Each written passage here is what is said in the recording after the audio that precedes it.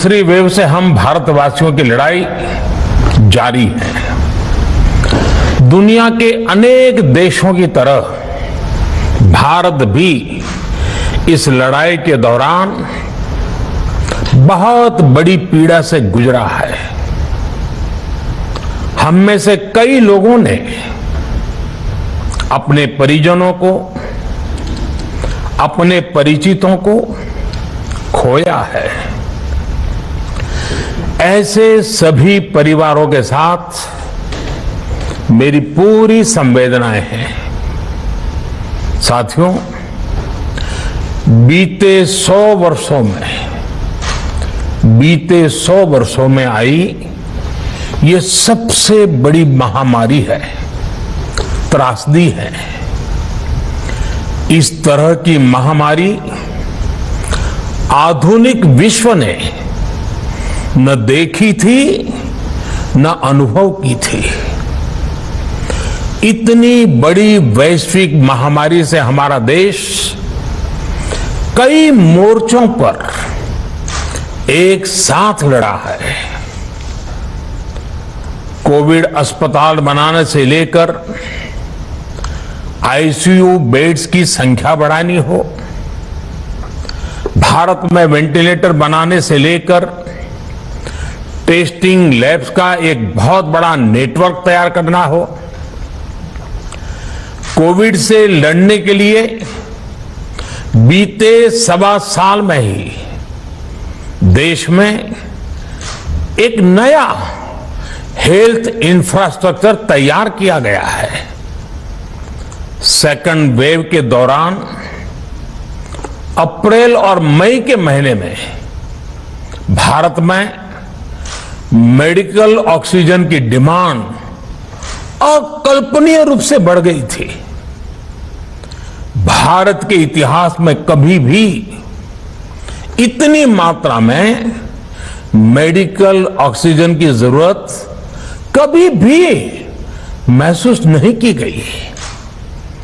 इस जरूरत को पूरा करने के लिए युद्ध स्तर पर काम किया गया। सरकार के सभी तंत्र लगे। ऑक्सीजन रेल चलाई गई, एयरफोर्स के विमानों को लगाया गया, नौसेना को लगाया गया। बहुत ही कम समय में लिक्विड मेडिकल ऑक्सीजन के प्रोडक्शन में 10 गुना से ज्यादा बढ़ाया गया। दुनिया के हर कोने से, जहां कहीं से भी जो कुछ भी उपलब्ध हो सकता था उसको प्राप्त करने का भरसक प्रयास किया गया, लाया गया। इसी तरह जरूरी दवाओं के प्रोडक्शन को कई गुना बढ़ाया गया।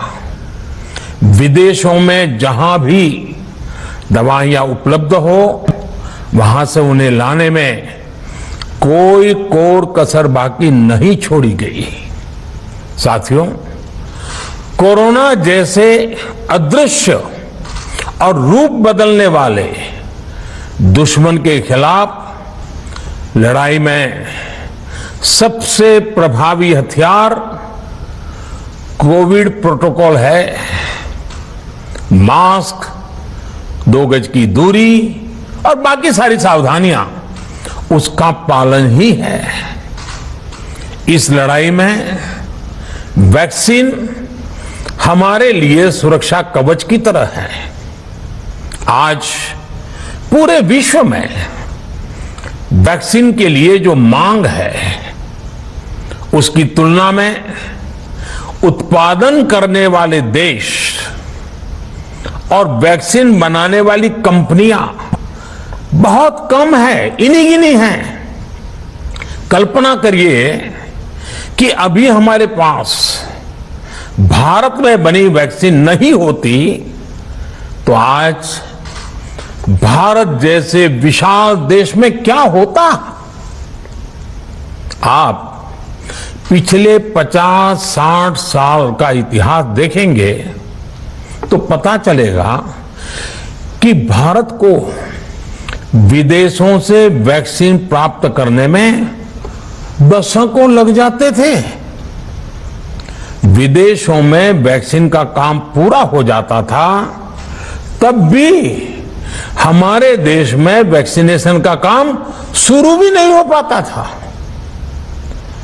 पोलियो की वैक्सीन हो, स्मॉल पॉक्स, जहां गांव में हम उसको चेचक कहते हैं, चेचक की वैक्सीन हो, हेपेटाइटिस बी की वैक्सीन हो, इनके लिए देशवासियों ने दशकों तक इंतजार किया था।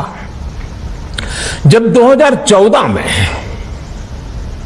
देशवासियों ने हमें सेवा का अवसर दिया, तो भारत में वैक्सीनेशन का कवरेज 2014 में भारत में वैक्सीनेशन का कवरेज सिर्फ 60% के आसपास था, 60% के आसपास था।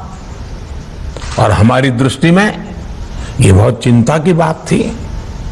जिस रफ्तार से भारत का टीकाकरण कार्यक्रम चल रहा था, उस रफ्तार से देश को 100% टीकाकरण कवरेज का लक्ष्य हासिल करने में करीब करीब 40 साल लग जाते हैं। हमने इस समस्या के समाधान के लिए मिशन इंद्रधनुष को लॉन्च किया। हमने तय किया कि मिशन इंद्रधनुष के माध्यम से युद्ध स्तर पर वैक्सीनेशन किया जाएगा और देश में जिसको भी वैक्सीनेशन की जरूरत है उसे वैक्सीन देने का प्रयास होगा। हमने मिशन मोड में काम किया और सिर्फ 5-6 साल में ही वैक्सीनेशन कवरेज 60% से बढ़कर 90% से भी ज्यादा हो गई। 60 से 90, यानी हमने वैक्सीनेशन की स्पीड भी बढ़ाई और दायरा भी बढ़ाया। हमने बच्चों को कई जानलेवा बीमारियों से बचाने के लिए कई नए टीकों का भी भारत के टीकाकरण अभियान का हिस्सा बना दिया। हमने इसलिए किया क्योंकि हमें हमारे देश के बच्चों की चिंता थी, गरीब की चिंता थी, गरीब के उन बच्चों की चिंता थी जिन्हें कभी टीका लग ही नहीं पाता था।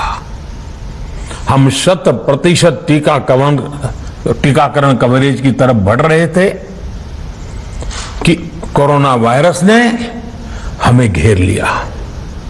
देश ही नहीं, दुनिया के सामने फिर पुरानी आशंकाएं घिरने लगी कि अब भारत कैसे इतनी बड़ी आबादी को बचा पाएगा।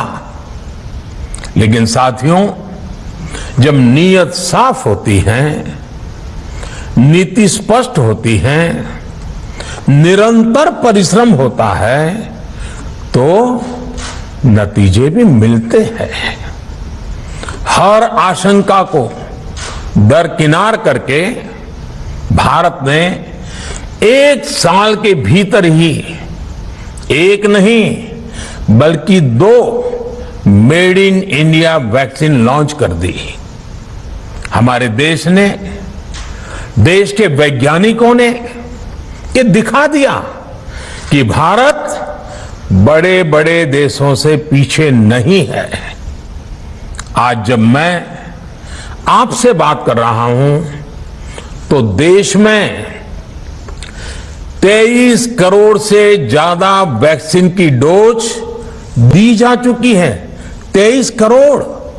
साथियों, हमारे यहां कहा जाता है विश्वासेन सिद्धिः, विश्वासेन सिद्धिः, अर्थात हमारे प्रयासों में हमें सफलता तब मिलती है जब हमें स्वयं पर विश्वास होता है।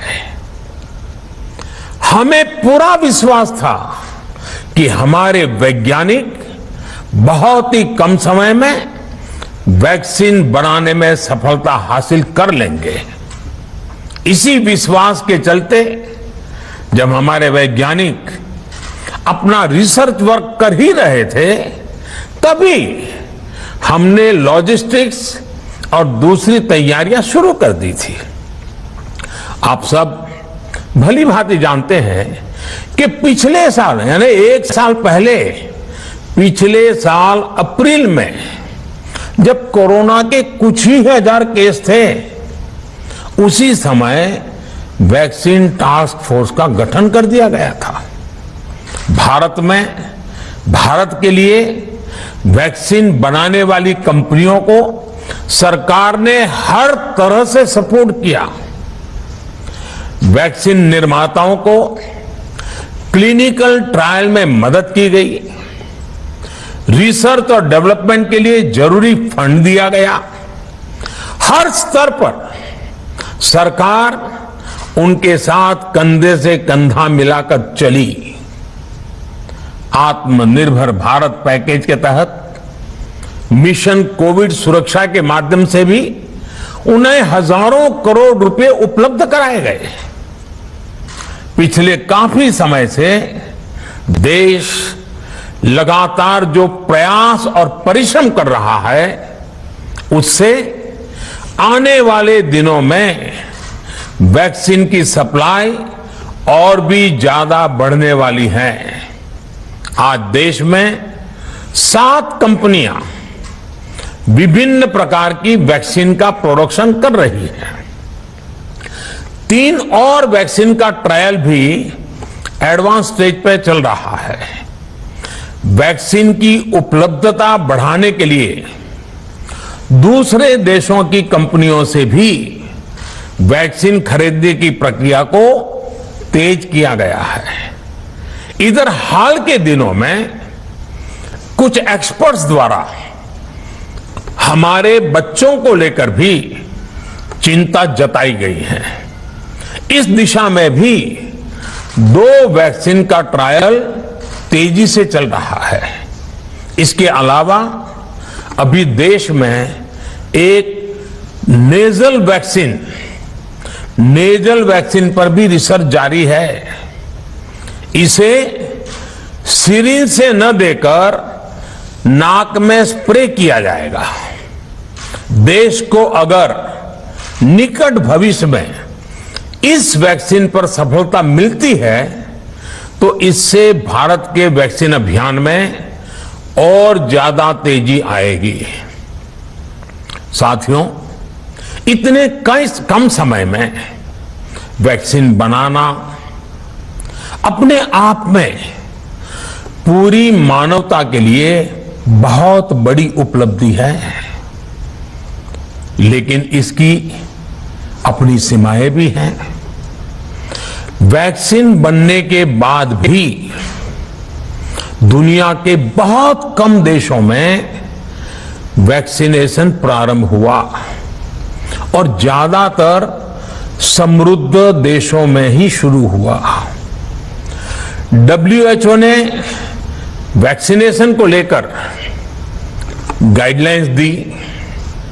वैज्ञानिकों ने वैक्सीनेशन की रूपरेखा रखी और भारत ने भी जो अन्य देशों की बेस्ट प्रैक्टिसेस थी, विश्व स्वास्थ्य संगठन WHO के मानक थे, उसी आधार पर चरणबद्ध तरीके से वैक्सीनेशन करना तय किया। केंद्र सरकार ने मुख्यमंत्रियों के साथ हुई अनेकों बैठकों से जो सुझाव मिले, संसद के विभिन्न दलों के साथियों द्वारा जो सुझाव मिले, उसका भी पूरा ध्यान रखा। इसके बाद ही ये तय हुआ कि जिन्हें कोरोना से ज्यादा खतरा है, उन्हें प्राथमिकता दी जाएगी। इसलिए ही हेल्थ वर्कर्स, फ्रंटलाइन वर्कर्स, 60 वर्ष की आयु से ज्यादा के नागरिक, बीमारियों से ग्रसित 45 वर्ष से ज्यादा आयु के नागरिक, इन सभी को वैक्सीन पहले लगनी शुरू हुई है। आप कल्पना कर सकते हैं कि अगर कोरोना की दूसरी वेव से पहले हमारे फ्रंटलाइन वर्कर्स को वैक्सीन नहीं लगी होती तो क्या होता? सोचिए, हमारे डॉक्टर्स, नर्सिंग स्टाफ को वैक्सीन ना लगी तो क्या होता? अस्पतालों में सफाई करने वाले हमारे भाई बहनों को, एम्बुलेंस के हमारे ड्राइवर्स भाई बहनों को वैक्सीन ना लगी होती तो क्या होता?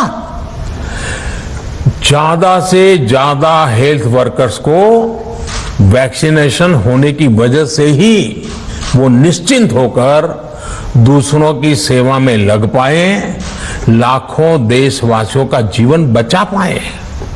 लेकिन देश में कम होते कोरोना के मामलों के बीच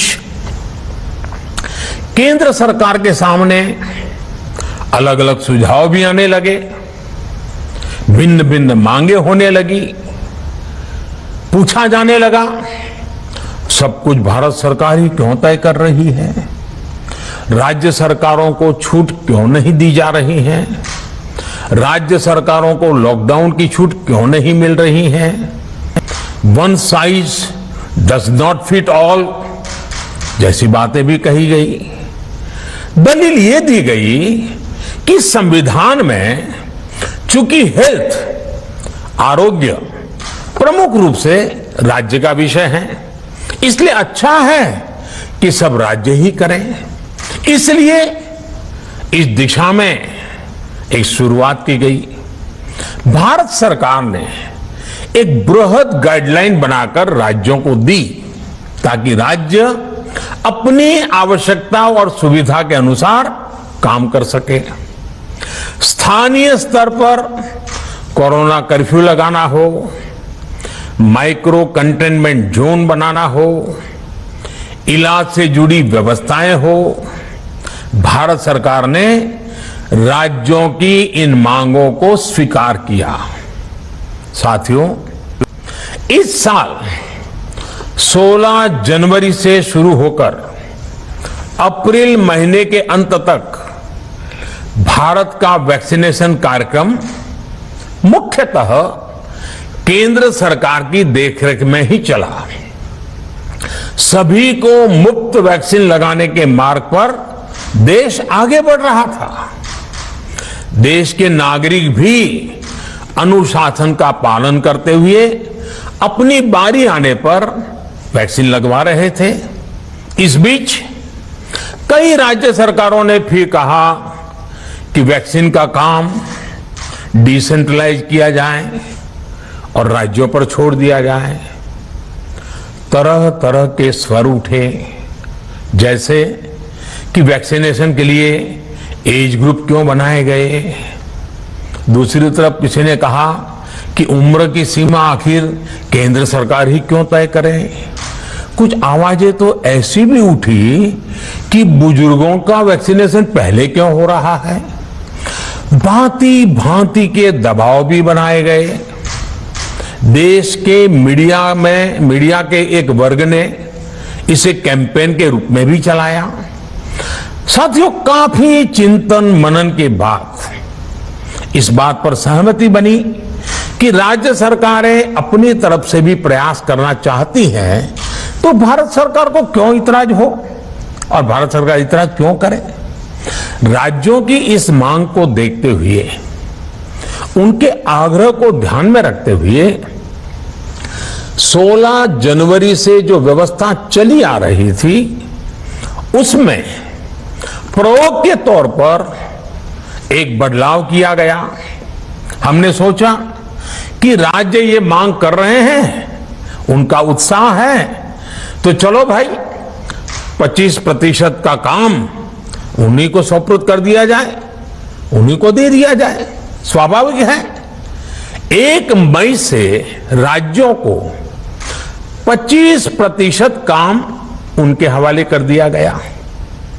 उसे पूरा करने के लिए उन्होंने अपने अपने तरीके से प्रयास भी किए।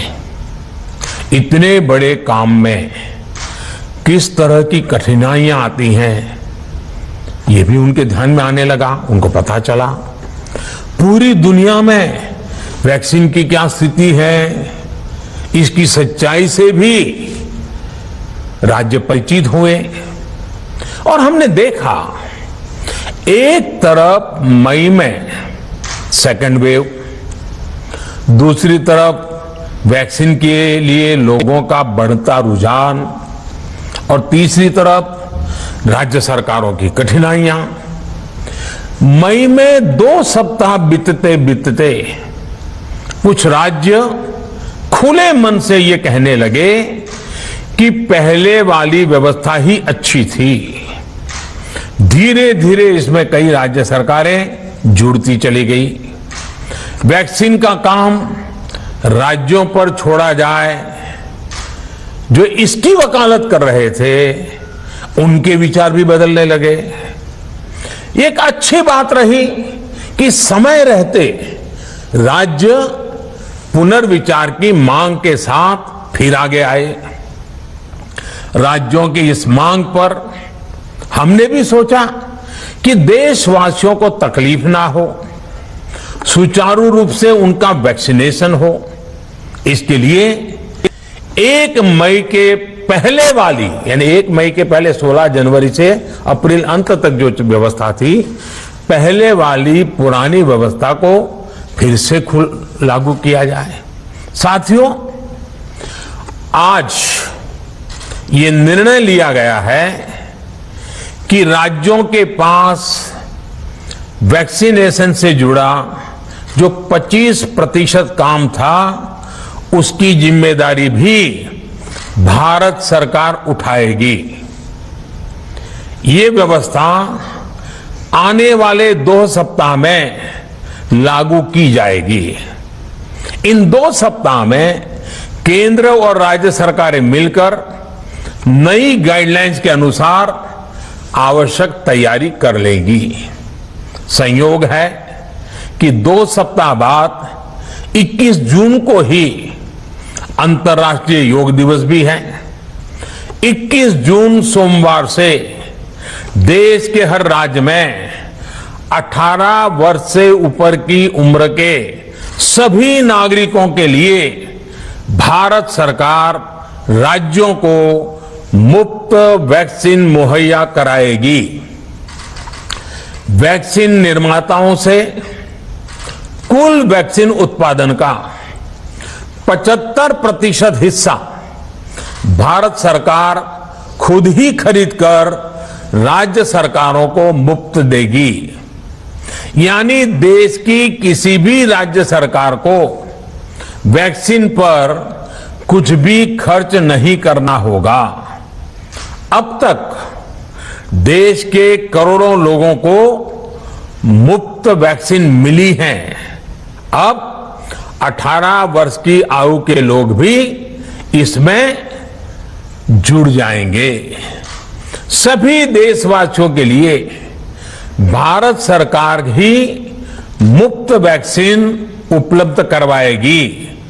गरीब हो, निम्न मध्यम वर्ग हो, मध्यम वर्ग हो या फिर उच्च वर्ग, भारत सरकार के अभियान में मुफ्त वैक्सीन ही लगाई जाएगी।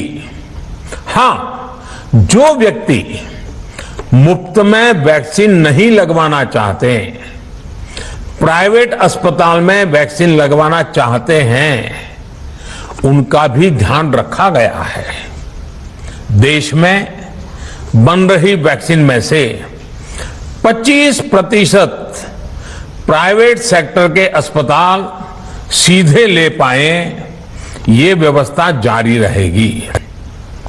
प्राइवेट अस्पताल वैक्सीन की निर्धारित कीमत के उपरांत एक डोज पर अधिकतम 150 रुपये ही सर्विस चार्ज ले सकेंगे। इसकी निगरानी करने का काम राज्य सरकारों के पास ही रहेगा। साथियों, हमारे शास्त्रों में कहा गया है, प्राप्य आपदम न व्यथते कदाचित, उद्योगम अनु इच्छति चा प्रमत्तः, अर्थात विजेता आपदा आने पर उससे परेशान होकर हार नहीं मानते, बल्कि उद्यम करते हैं, परिश्रम करते हैं और परिस्थिति पर जीत हासिल करते हैं। कोरोना से लड़ाई में 130 करोड़ से अधिक भारतीयों ने अभी तक की यात्रा आपसी सहयोग, दिन रात मेहनत करके तय की है।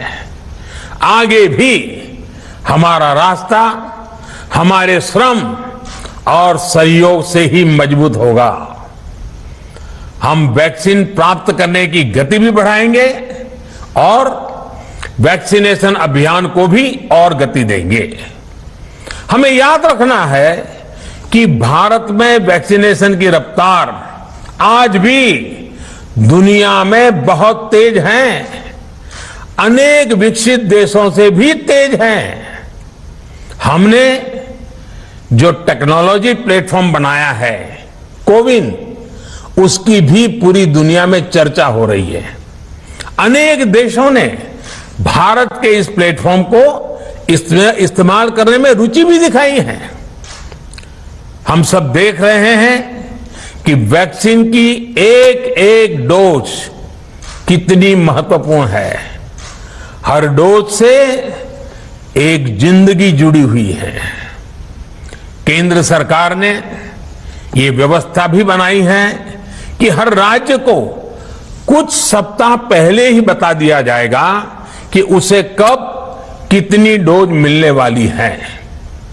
मानवता के इस पवित्र कार्य में वाद विवाद और राजनीतिक छींटाकशी से ऐसी बातों को कोई भी अच्छा नहीं मानता है। वैक्सीन की उपलब्धता के अनुसार पूरे अनुशासन के साथ वैक्सीन लगती रहे, देश के हर नागरिक तक हम पहुंच सके, ये हर सरकार, हर जनप्रतिनिधि, हर प्रशासन की सामूहिक जिम्मेदारी है। प्रिय देशवासियों, टीकाकरण के अलावा आज एक और बड़े फैसले में, उस फैसले से मैं आपको अवगत कराना चाहता हूं। पिछले वर्ष जब कोरोना के कारण लॉकडाउन लगाना पड़ा था, तो प्रधानमंत्री गरीब कल्याण अन्न योजना के तहत 8 महीने तक 80 करोड़ से अधिक देशवासियों को मुफ्त राशन की व्यवस्था हमारे देश ने की थी। इस वर्ष भी दूसरी वेव के कारण मई और जून के लिए भी इस योजना का विस्तार किया गया था। आज सरकार ने फैसला लिया है कि प्रधानमंत्री गरीब कल्याण अन्न योजना को अब दीपावली तक आगे बढ़ाया जाएगा। महामारी के इस समय में सरकार गरीब की हर जरूरत के साथ उसका साथी बनकर खड़ी है। यानी नवंबर तक 80 करोड़ से अधिक देशवासियों को हर महीने तय मात्रा में मुफ्त अनाज उपलब्ध होगा। इस प्रयास का मकसद यही है कि मेरे किसी भी गरीब भाई बहन को, उसके परिवार को भूखा सोना ना पड़े। साथियों, देश में हो रहे इन प्रयासों के बीच कई क्षेत्रों से वैक्सीन को लेकर भ्रम और अफवाहों की जानकारी चिंता बढ़ाती है। ये चिंता भी मैं आपके सामने व्यक्त करना चाहता हूं। जब से भारत में वैक्सीन पर काम शुरू हुआ, तभी से कुछ लोगों द्वारा ऐसी बातें कही गई जिससे आम लोगों के मन में शंका पैदा हो। कोशिश ये भी हुई कि भारत के वैक्सीन निर्माताओं का हौसला पस्त पड़ जाए। और उनके सामने अनेक प्रकार की बाधाएं आए। जब भारत की वैक्सीन आई तो अनेक माध्यमों से शंका आशंका को और बढ़ाया गया। वैक्सीन न लगवाने के लिए भांति भांति के तर्क प्रचारित किए गए। इन्हें भी देश देख रहा है। जो लोग वैक्सीन को लेकर आशंका पैदा कर रहे हैं, अफवाहें फैला रहे हैं, वो भोले भाले भाई बहनों के जीवन के साथ बहुत बड़ा खिलवाड़ कर रहे हैं। ऐसी अफवाहों से सतर्क रहने की जरूरत है। मैं भी आप सबसे, समाज के प्रबुद्ध लोगों से, युवाओं से अनुरोध करता हूं कि आप भी वैक्सीन को लेकर जागरूकता बढ़ाने में सहयोग करें। अभी कई जगहों पर कोरोना कर्फ्यू में ढील दी जा रही है, लेकिन इसका मतलब ये नहीं कि हमारे बीच से कोरोना चला गया है। हमें सावधान भी रहना है और कोरोना से बचाव के नियमों का भी सख्ती से पालन करते रहना है। मुझे पूरा विश्वास है हम सब कोरोना से इस जंग में जीतेंगे। भारत कोरोना से जीतेगा। इन्हीं शुभकामनाओं के साथ आप सभी देशवासियों का बहुत बहुत धन्यवाद। अभी आपने देखा प्रधानमंत्री नरेंद्र मोदी ने आज कई बड़ी घोषणाएं की हैं। सबसे पहले उन्होंने कहा है कि 21 जून के बाद से 18 साल से ज्यादा उम्र के हर व्यक्ति के लिए वैक्सीन मुफ्त में केंद्र सरकार राज्य को मुहैया कराएगी। अब यह जिम्मेदारी राज्य सरकारों पर है कि वो वैक्सीन हर किसी को लगवाए। ये पूरी प्रक्रिया मुफ्त होगी। 25% वैक्सीन का जो निर्माण हो रहा है वो प्राइवेट सेक्टर के लिए रिजर्व रहेगा और प्राइवेट सेक्टर के अस्पतालों में अगर आप वैक्सीनेशन लगवाते हैं तो फिर उस वैक्सीन की कीमत और उसके बाद अस्पताल उस पर से 150 रुपए प्रति वैक्सीन यही चार्ज कर सकता है, इसके ऊपर कुछ भी नहीं। और ये पूरी प्रक्रिया का नियंत्रण केंद्र सरकार और राज्य सरकार के मातहत होगा। यानी कि एक बड़ी खबर आपके सामने, 21 जून के बाद से केंद्र की तरफ से सुचारू तरीके से वैक्सीन मुहैया कराई जाएगी।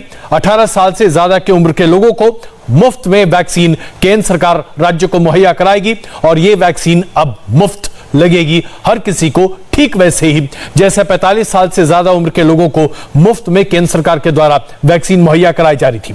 1 मई को 18 साल से ज्यादा उम्र के लोगों के लिए जो नियम तय किए गए थे उन नियमों में बड़ा फेरबदल आज प्रधानमंत्री नरेंद्र मोदी ने किया।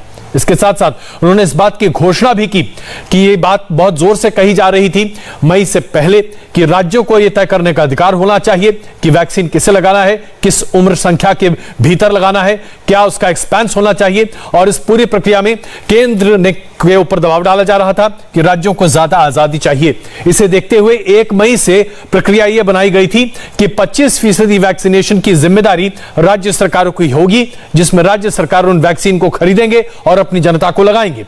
लेकिन चूंकि उसमें अब काफी तरह की अड़चनें और दिक्कतें आ रही थी, कई राज्य सरकारों ने इसकी सिफारिश की कि वापस इस पूरी प्रक्रिया को केंद्र अपने हाथ में ले ले, तो फिर इसे अब केंद्र अपने हाथ में ले रहा है।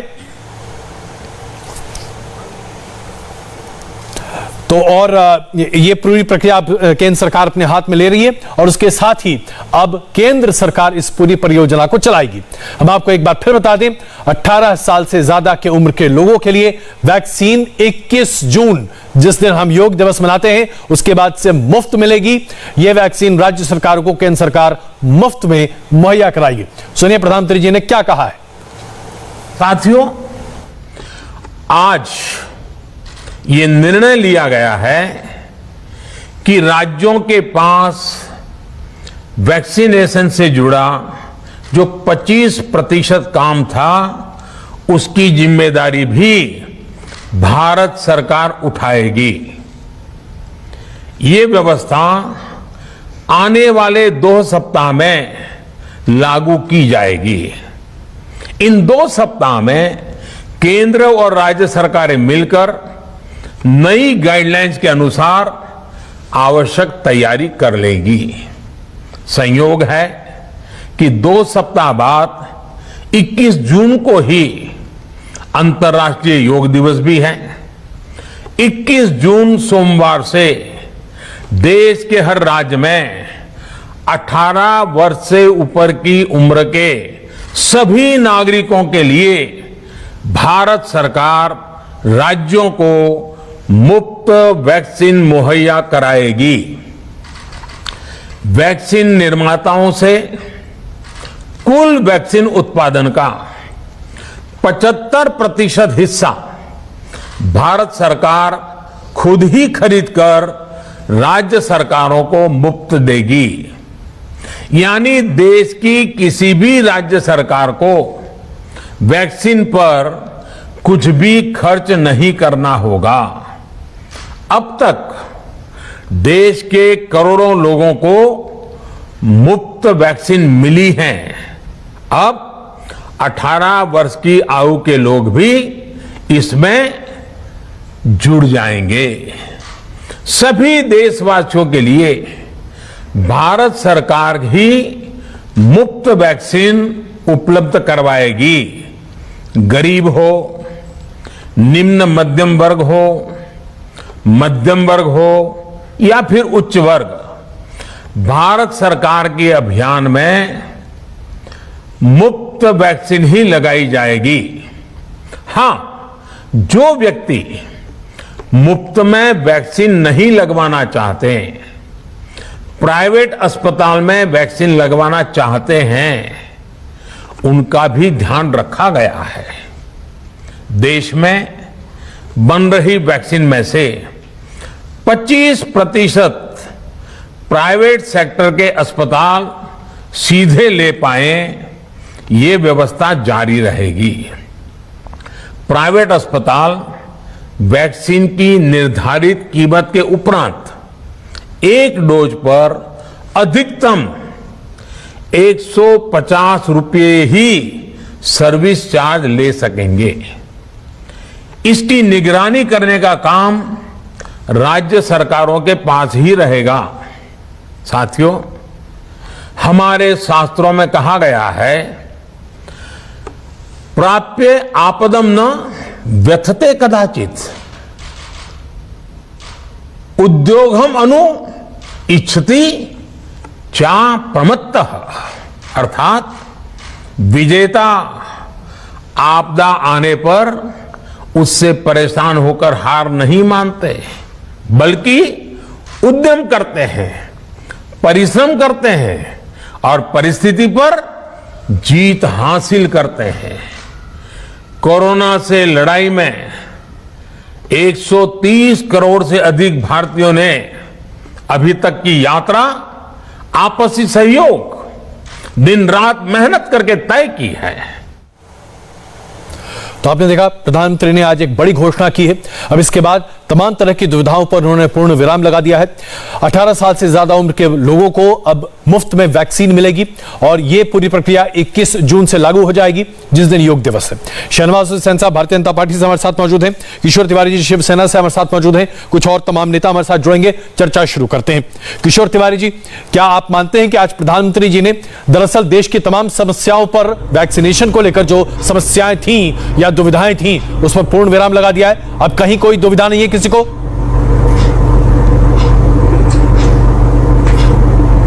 नहीं, देखिए अजय, बहुत अच्छा डिसीजन है। मैं पंतप्रधान जी का शुक्रगुजार हूं कि उन्होंने ये किया, क्योंकि वैक्सीनेशन की स्पीड जब से केंद्र राज्य में विभागना हुई तो थोड़ी सी डाउन हो गई थी। अभी भी हम देखते हैं तो महाराष्ट्र सरीखे राज्य के अंदर 2 करोड़ 40 लाख लोगों को हमने वैक्सीनेशन किया है, लेकिन